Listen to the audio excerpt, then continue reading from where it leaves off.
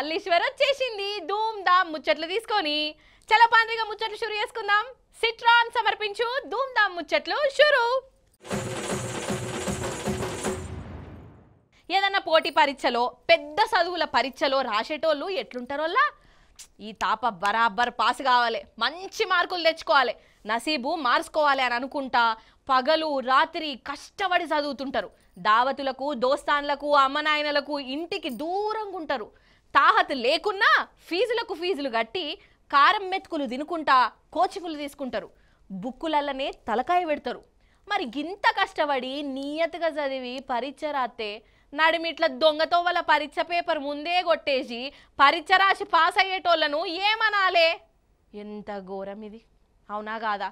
అగో డాక్టర్ చదువులకు పెట్టే పరీక్షలల్లా గిదే కథ నడిచింది. దేశమంతా ఇప్పుడు లొల్లి అవుతాంది. చూడుండ్రి మరి ఆ కథ ఏందో. వీళ్ళందరూ కష్టపడి డాక్టర్ చదువుల కోసం పెట్టే నీట్ పరీక్షను నియతగా రాసినోళ్ళు కడుపు మాడుసుకొని మరి గంతగనం కష్టపడ్డారు కాబట్టే ఇప్పుడు కడుపు మండి కేంద్రం చేసిన పనికి శాపాలు పెడుతుండ్రు.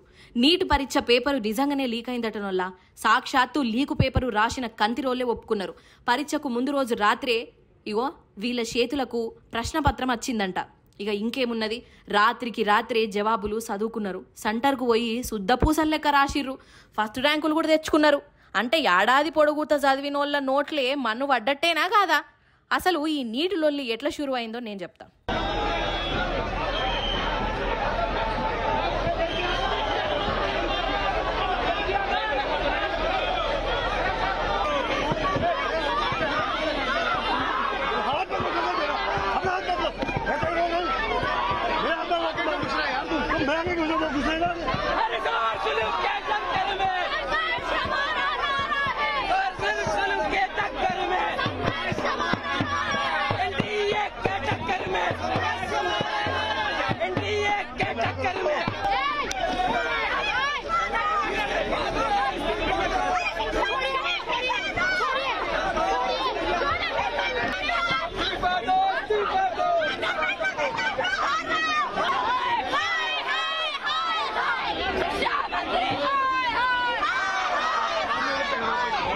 ఈ పరీక్ష దేశం మొత్తం మే నెల 5వ తారీఖు నాడు పెట్టిరు.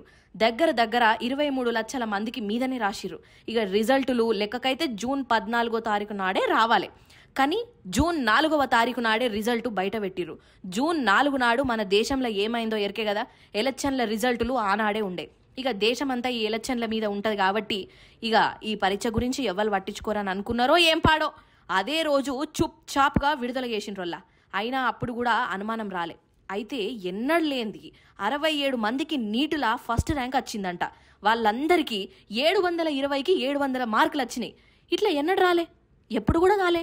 అంతెందుకు, ఒకటే సెంటర్లో రాసిన 6గురికి ఫస్ట్ ర్యాంక్ అటనుల్లో. ఇక అనుమానం రమ్మంటే రాదా? అనుమానమేంది, ఉత్తగానే అర్థమవుతుందాయే. ఇక పరీక్ష రాసిన పిల్లగాండ్లు అమ్మనాయనలు రోడ్డు మీదకొచ్చి ఈ నీటి పరీక్షల అంత మోసం జరిగింది, ఈ కేంద్రమోళ్ళు పరీక్ష పెట్టినోళ్ళు దోకా చేసిర్రు అని ఆందోళనలు చేసిర్రు. ఇక దీని మీద ఆఫీసర్లు ఏమేమో చెప్పిండ్రు కానీ ఏది బరాబర్ సెట్ కాలే, ఎవరికి నమ్మకం రాలే. ఇక దీని మీద బీహార్ ప్రభుత్వము ఎంక్వైరీ పెట్టించింది. 14 మందిని అరెస్ట్ కూడా చేసిర్రు. ఇక ఇంకో దిక్కేమో పరీక్ష రాసినోళ్ళు నీటును రద్దు చేసుడే కావాలే అని రోడ్డు మీదకి వచ్చిర్రు. ఇక ఈ కథ సుప్రీంకోర్టు దాకా పోయింది. ఇగో ఇది ఈ నీటు అనుకున్న కథ. కాదోల్లా ఏమన్నంటే కోపం గాని ఎంక్వైరీ పెట్టినాక 14 మందిని అరెస్ట్ చేసిర్రంటే తప్పు జరిగింది అన్నట్టే కదా. ఉత్తపచ్చిగానైతే అరెస్టులు చేయరు కదా. ఇక ఇంకో దిక్కు వాళ్ళు ఒప్పుకున్నాడు కూడా ఒప్పుకున్నారు. అంటే చూడు, మంచిగా చదివి డాక్టర్ కావాలని అనుకున్న వాళ్ళ భవిష్యత్తులతోని ఎట్లా ఆడుకుంటున్నారో ఒక్కొక్కళ్ళు. నిజం చెప్తున్నా, అసలు ఎప్పుడు ఏమవుతుందో, ఏ దిక్కు నుంచి ఏం అవస్థ వస్తుందో, ఎవడేసుంటాడో ఏం సమజైతలేదోళ్ళ నాకైతే. లేకుంటే ఏంది మరి? అరే చూస్తూనే జనాల నాగం పట్టిస్తున్నారు కొందరు దివానాగాళ్ళు. అసలు వాళ్ళు దివానాగాళ్ళు కూడా కాదు, దేడి దిమాగ్గాళ్ళు, హౌలగాళ్ళు, కంతిరిగాళ్ళు. వాళ్ళ కంతిరి ముఖంలో చెప్పు ఉత్తపచ్చిగా నానోరు ఖరాబ్ అవుతుంది వాళ్ళని తిట్టి. అయ్యో ఎందుకు గంతగనం బీపీలేస్తున్నది మల్లీశ్వరి నీకు అని అంటారా? అగో గా మేడ్చెల్ల చూడుండ్రి ఏమైందో మీకే తెలుస్తుంది, చూడురి. అయితే ఇగో ఈ బంగారం దుకాణం మన హైదరాబాదు మేడ్చెల్ల ఉన్నది. అది కూడా ఏడానుకుంటుండ్రు, పోలీస్ టౌన్ ఆనుకోనే ఉన్నది. సేటు కొడుకు గిరాకీ కోసం చూస్తాండ్రు. అప్పుడే ఇగో ఇల్లు బుర్కాల మీద వచ్చిర్రు. వెనక షీరి ఏమైందో చూడుండ్రిగా మీరే.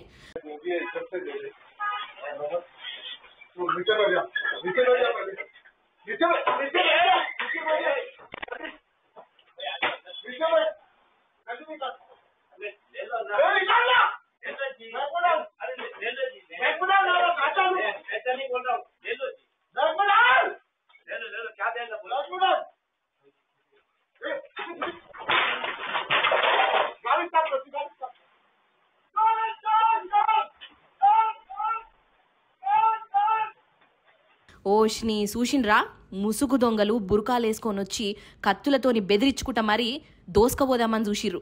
అగో మెడ మీద కాటు పడ్డట్టుంది కదా పాపం. ఈ సేటు కూడా తీసుకపోరా నాయన నన్నేమనకు అని బతలాడుతున్నాడు కదా. ఈయన ఇట్లా బతలాడుతుంటే వాళ్ళు ఇంకా ఫకర్ చూయించిర్రు. అగో చాకుతోని పొడవడానికి పోయినరులో వీళ్ళు. ఇగో ఈయననేమో సేటు కొడుకు, ఈయన కుర్చీ అందుకొని ఆ దొంగల మీదికి ఇసిరేసిండు. జనాలను పిలుసుకొచ్చే ఉపాయం చేసే వరకల్లా వాళ్ళు పారిపోయినరోల్లా. కానీ పాపము చూడుండ్రొల్లా బంగారం సేటు అవస్థ. వాళ్ళు చేసిన పనికి ఓ ఇట్లా దవకాన్ల పడ్డాడు. జరిగింది రాత్రి కూడా కాదోల్లా, పట్ట పగటిలే. అగ చూడు దొంగలు ఎట్లా దోసుకపోతాన్రో. మా డాడీ ఈడ కూర్చుండే, నేను లోపల ఉండే. అప్పటికి వాళ్ళ దొంగలు ఇద్దరు వచ్చి చాకు తీసుకొని వచ్చారు. ఒకడు బురకాలు ఉన్నాడు, ఒకడు హెల్మెట్ వేసుకొని ఉండే. బురకా ఆయన చాకు తీసి మా డాడీకి పొడిచిండు. తర్వాత మా డాడీ కంట్రోల్ చేయని బయటికి ఉరికితే వాళ్ళు ఉరికేసిరు. నేను కూడా బయటకు వచ్చేసిన. ఇంకా కుర్చీ బయట పడేస్తే ఆయనకి తాకింది. తాకి ఆయన కొంచెం కింద పడ్డారు. మళ్ళీ ఆయన బండి హెల్మెట్ అయినా బండి నడిపేసి వెళ్ళిపోయారు ఇద్దరు. మరి ఈ దొంగలకు గంతగనం ధైర్యము ఎట్లొచ్చింది కావచ్చు. పక్కపొంటి పోలీస్ టౌన్ ఉన్నా వాళ్ళు గిట్లా తెగబడ్డారంటే ఏందన్నట్టు అసలు. ఇంకా ఊరవతల ఉన్నోళ్ళ పరిస్థితి ఏందో ఏమో పటు.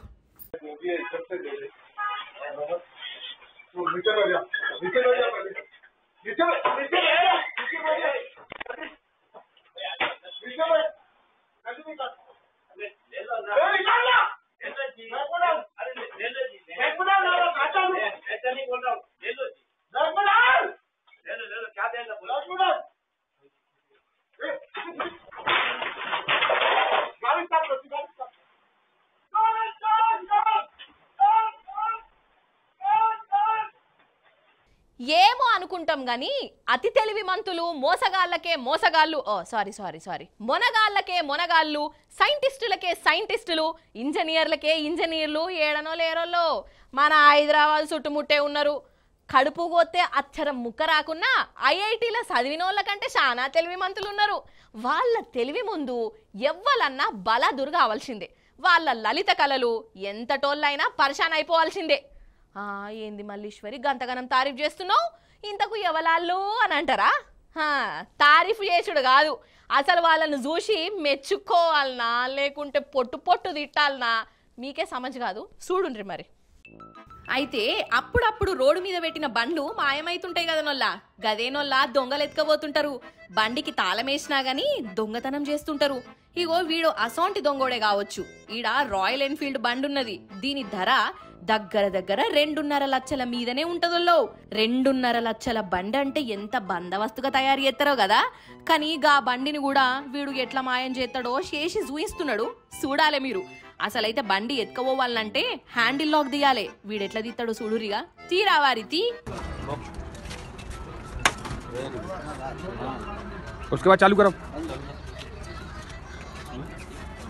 అబ్బరే బిడ్డ, ఒకటే దెబ్బకు లాకు గీకు అంత పోయింది కదా. తాళం చెయ్యి లేకున్నా షాల్ చేసి దంచుకపోతున్నాడు. ఆ పర్ఫార్మెన్స్ కూడా చూసి తీరాలే మీరు.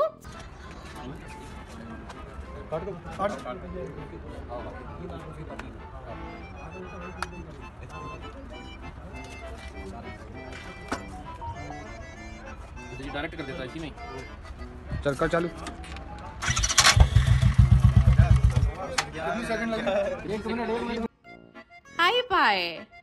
అయిపోయానా? వీడు చూస్తే ఎట్లున్నాడోల్లా. చదువు కూడా చక్కగా చదువుకోనట్టే కొడుతున్నది. కానీ 2.5 లక్షల బండిని 2 నిమిషాలలో పొతం చేసి పడేసిండు. మరి వీని అతి తెలివికి తారీఫ్ చేస్తారా, దొంగ బుద్ధికి చెవులు విండి తిడతారా, లేకుంటే రాయల్ ఎన్ఫీల్డ్ కంపెనీ వాళ్ళకి చెప్పి నీ కంపెనీ ఇజ్జత్ తీసే మొనగాడు వచ్చిందని అంటారా? మీ ఇష్టం.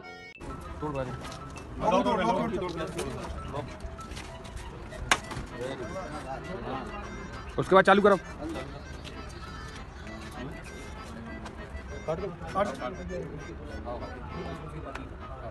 तो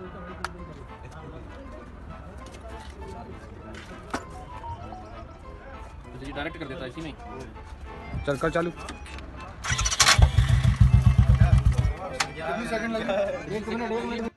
అన్నట్టు హైదరాబాదులా గట్లున్నాడా పండ్ల పని ఇప్పుడు సూర్యాపేటకు పోదాం రాన్రి. ఈడ ఇద్దరు కలిసి ఒక బండి మీద వచ్చిర్రు కదా, అటు కుక్క కూడా ఉన్నది. ఒక ఇంటి ముంగట ఆగిండ్రు. కుక్కనేమో బిల్లి బిత్తిరి దాని లెక్క చూస్తాంది. దానికో బిస్కౌట్ వేసినట్టున్నది వాళ్ళు. ఇక ఇంకొకడు లోపలికి నడుచుకుంటా పోయిండు. బండితోని బయటకు వచ్చిండు. కథం ఒక్క బండి మీద వచ్చి 2 బండ్ల మీద పోయిర్రు. మార్కెట్కు పోయి ఆలుగడ్డ బజ్జీలు తిన్నంత ఈజీగా బండ్లనెత్తుక పోయిర్రు వీళ్ళు.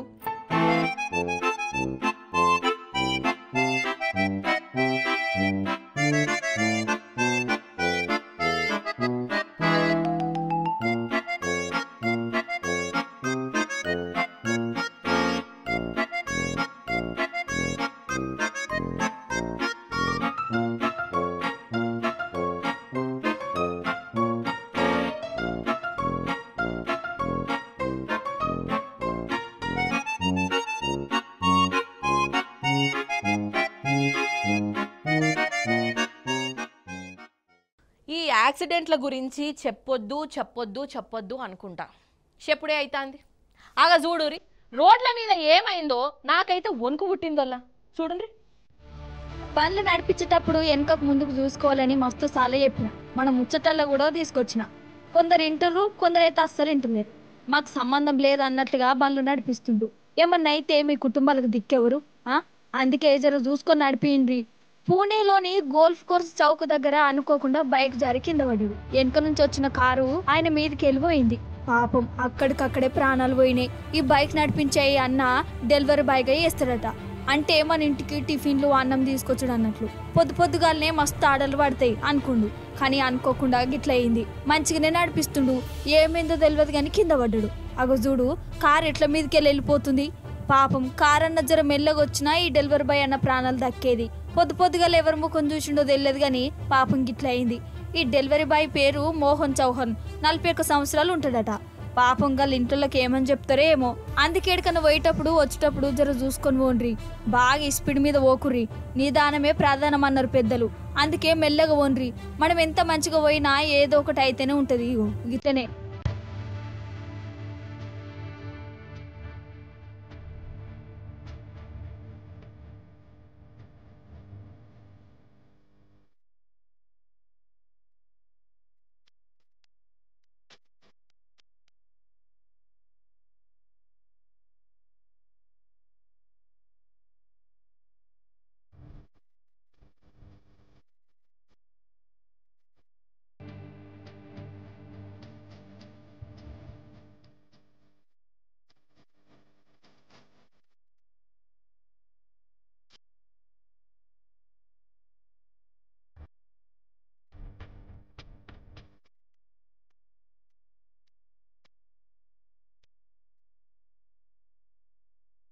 ఇప్పుడు మనము ముంబై పోదాము. ముంబైలో మస్తు బండ్లు అవి ఇవి మస్తు ట్రాఫిక్ ఉంటది. అగో కనిపిస్తుంది కదా, గడ ఆటో అన్న మెల్లగా మలుపుకుందామని ముందడికి వచ్చిండు. గటికెళ్ళి బైక్ మీద ఇంకో అన్న వస్తుండు. గది చూసుకోకుండా ఆటోని గుద్దిండు. ఒక్క దెబ్బకు ఆటోలో ఉన్న డ్రైవర్ అన్న ఎగిరి అవతల పడ్డాడు. ఇక ఆటో రన్నింగ్ లోనే ఉంది. రోడ్డు మీద ఉన్న వాళ్ళందరి మీదకి వెళ్ళిపోతుంది. ఇక లాస్ట్కి ఏదో ఒకటి చేసి ఆపిండ్రు. అందుకేడికన్నా పోతున్నప్పుడు వెనుకకు ముందుకు చూసుకోవాలన్నది గిందుకే. ఇప్పటి నుంచి అయినా జర బండ్లు నడిపేటప్పుడు జాగ్రత్తగా నడుపుండ్రి.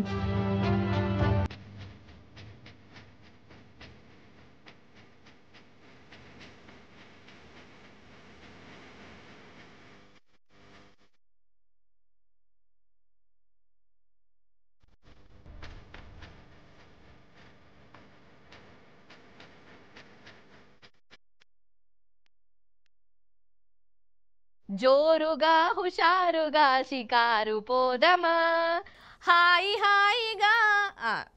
ఇప్పుడు ఇంకో పాట. ఏ దోస్తి హమ్ నహీ చోడేంగే, దోస్త్ మేరా దోస్త్ తూ హే మేరీ జాన్. ఆగురి, మీరు అట్లా పరిశాన్ కాకుండా వల్ల ఈ పాటల పేరంటం ఎందుకు పెట్టినో తెలవాలంటే ఈ ముచ్చట చూడుండ్రి, మీకే సమజవుతుంది. అంతే చూడురిగా. ఆహా, ఆగ చూడురల్లా అపురూపమైన జంట. సారీ జంట అనొచ్చునా, లేకుంటే ఇద్దరు కిలాడీలు అందామా? ఏదో ఒకటి పట్టు. ఒకలేమో రష్యా అధ్యక్షుడు పుతిన్ సారు, ఈయన సీతయ్య టైపు. ఇక ఈ డిప్పి కటింగ్ మహానుభావుడు మీకెరకయ్యే ఉండాలి, కిమ్ సారు, ఉత్తర కొరియా అధ్యక్షుడు. అంతా నా ఇష్టం, అంతా నేనే రాజు, నేనే మంత్రి అనే టైపు. అంటే ఇద్దరు దిమాకులు కొంచెం దగ్గరగానే ఉంటాయి. ఈ ఇద్దరు కలుసుకున్నారోళ్ళ ఈ పుతిన్ సారు ఉత్తర కొరియాకు పోయి దోస్త్ మేరా దోస్త్ అని పాట పాడుకొని మనం ఒకటి, మన ఇద్దరు దిమాకులు సేమ్ టు సేమ్, మన మీదికి ఎవడన్నత్తే వాని నెత్తి వలగొట్టాలి, కుర్షి కింద బాంబు పెట్టాలి అని అనుకున్నారు. ఇక పండ్ల పని పుతిన్ సారు ఈ కిమ్ముకు ఇగో గీ కారు ఇనాంగిచ్చిండోల్లా. ఇద్దరు ఈ కారును నడుపుకుంటా ఎంత హుషారుగా పోతున్నారో చూడు.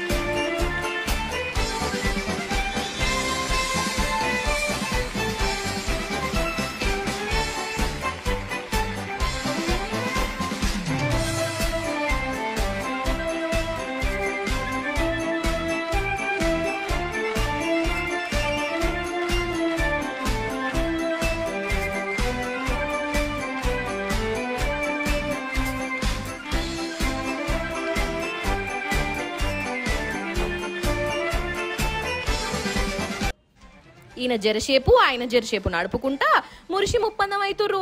ఇక అసలే కిమ్మాయే, ఈయనకే పుతిను ఇనామిచ్చిండంటే మరి అచ్చిన సూటపోని ఉతగ వంపుదామా? అందుకే ఈ కిమ్ము మహానుభావుడు 2 కుక్కలను పుతిన్కు ఇనామిచ్చి పో విమానంలా పట్టుకపో, పండగ చేసుకోపో అని చెప్పిండట. అసలైతే ఈ ఇద్దరంటే అందరికి భయం, ఒకళ్ళ మాట వినరు. వీళ్లకు ఎవలన్నా ఎదురు చెప్తే తెల్లారు లోపు వాళ్ళు ఉండనే ఉండరు. అసోంటిది ఇద్దరు కలిసే వరకు మల్టీ స్టారర్ సినిమా ఫ్రీగా చూసినట్టున్నది అని అంటుండ్రు.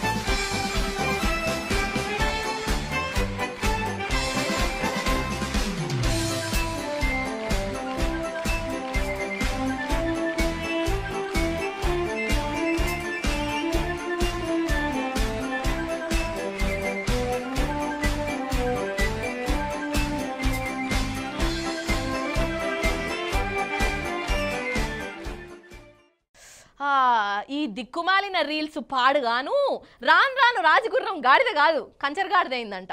చదువు ఎక్కువైతే ఉన్నమతి కూడా పోయిందంట. అగో గట్లనే అవుతున్నదోళ్ళ కొందరు కథ చూస్తా అంటే అరే గా రీల్స్ తిండి పెడతాయా అనోళ్ళ కడుపు నింపుతాయా, ఉత్త పున్నానికి పానాలతోని కబడ్డీ ఆడుకుంటుండ్రు. అగో వీళ్ళు చూడుండ్రి ఆ పర్ఫార్మెన్స్ల కోసం ఎంత కథ చేసి పాడారు. అగో ఏం రీల్సో ఏం పాడోనొల్లా రాను రాను అద్వానం అవుతాన్రు. ఈ నరసంపేట పిల్లగాడు రీల్స్ చేసుకుంటేనే జీవిడిచిండు. అయితే దూలానికి ఉరేసుకున్నట్టు యాక్షనింగ్ చేసుకుంటా రీల్ చేద్దాం అనుకున్నాడు. కానీ అది నిజంగానే ఉరిపడ్డది, పానం పోయింది. ఎంత ఘోరమొల్ల ఇది. ఇసోంటిదే మొన్నో మల్క కూడా వేసిండుల్లో బొండిగా కోసుకున్నట్టు వేసిండు. దానికి జనాలు లైకులు కొట్టిర్రని ఇప్పుడు ఉత్తుత్తి ఉరి పర్ఫార్మెన్స్ పెట్టుకుంటే నిజంగానే పానాలు పోయినాయి. పాప మా కుటుంబానికి ఎంత కడుపు కోతనొల్లా. ఈ నరసంపేట పిల్లగాడనే కాదొల్లా ఈ నడమ చాలా మందికి ఇట్లనే తయారై పాడైతాన్రు, పానాలను అడ్డం పెడుతున్నారు. ఇగో ఈ కోతి పోరగాండ్లు చూడుర్రి వీడియో కోసం ఎంత పని చేస్తాన్రో.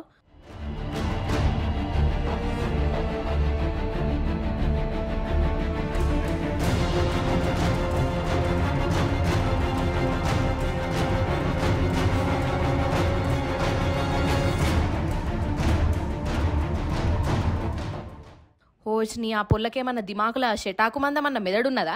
ఈ పోరన్ కన్నా తెలుగున్నదా? అగో గంతెత్తు నుంచి గిట్ల ఈడియోలు తీసుడేంది? మురిసిపోవుడేంది నడిమిట్ల ఐడియోగ్రాఫరోడు చోటాకే నాయుడు లెక్క తెగ ఫీల్ అవ్వకుంటది ఇత్తాండు. వీళ్ళేమో ఆస్కార్ లెవెల్ పర్ఫార్మెన్స్ ఇస్తున్నారు. కాదల్లా పుసుక్కున చెయ్యి గుంజి వాడు ఇడిచిపెడితే ఈ అమ్మగారి పరిస్థితి ఏం కావాలి? లేకుంటే ఈ షీమనో దోమనో గుట్టి మెసిలినట్టు ఎత్తే వీళ్ళ పరిస్థితి ఏంది కావచ్చు? అరే సినిమాలనన్న హీరోలు డూపులతో చేస్తారు, తాళ్ళు గీళ్లు కట్టుకొని జాగ్రత్తగా చేస్తారు. కానీ వీళ్ళేందో గిట్ల వేసి పాడయ్యారు. పానాల మీద అసలు సోయి ఉండకుంటే ఎట్లా?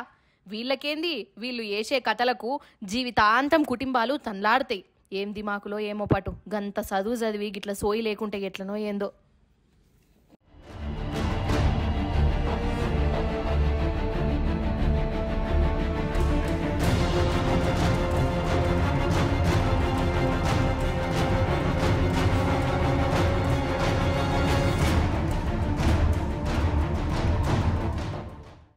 సిట్రాన్ సమర్పించు ధూమ్ ధామ్ ముచ్చట్లు. ఇవన్నట్టోళ్ళ రియాలిటీ ముచ్చట్లు. మళ్ళీ రేపు వస్తుంది కదా మీ మల్లీశ్వరి. అప్పుడు వచ్చేటప్పుడు ఇంకిన్ని ముచ్చట్లతో కలుస్తుంది. అప్పటిదాకా మీరైతే చూస్తూనే ఉండి టీ న్యూస్. నేను ఉంటా మరి. నమస్తే, టాటా.